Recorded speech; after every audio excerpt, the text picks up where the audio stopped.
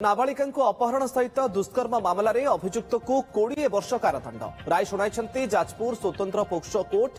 अभियुक्त होती महांगा थाना अंचल छवि मुदुली। 2025 मसीहा जुलाई 19 तारिख जाजपुर बालीचंद्रपुर 14 वर्षीय नाबालिका अभियुक्त अपहरण कर दुष्कर्म करथिला। एने पीड़िता परिवार पक्षर बालीचंद्रपुर थाना लिखित अभियोग होता।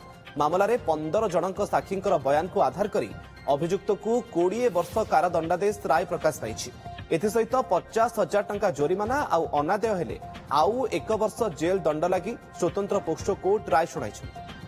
नाबालिका अपहरण सहित दुष्कर्म मामलें अभियुक्त को 20 वर्ष कारादंड राय शुणाई जाजपुर स्वतंत्र पोक्सो कोर्ट। अभियुक्त होती महांगा थाना अंचल छवि मुदुली। 2025 मसीहा जुलाई 19 तारिख जाजपुर बालीचंद्रपुर 14 वर्षीय नाबालिका अभियुक्त अपहरण कर दुष्कर्म करथिला।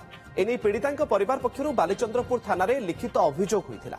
मामलें 15 जनक साक्षी बयान को आधार कर अभियुक्त को 20 वर्ष कारादंडादेश राय प्रकाश पाई। एसहित 50,000 टंका जोरिमाना आउ अनादेय हेले आउ 1 वर्ष जेल दंड लगी स्वतंत्र पोक्सो कोर्ट राय शुणाई।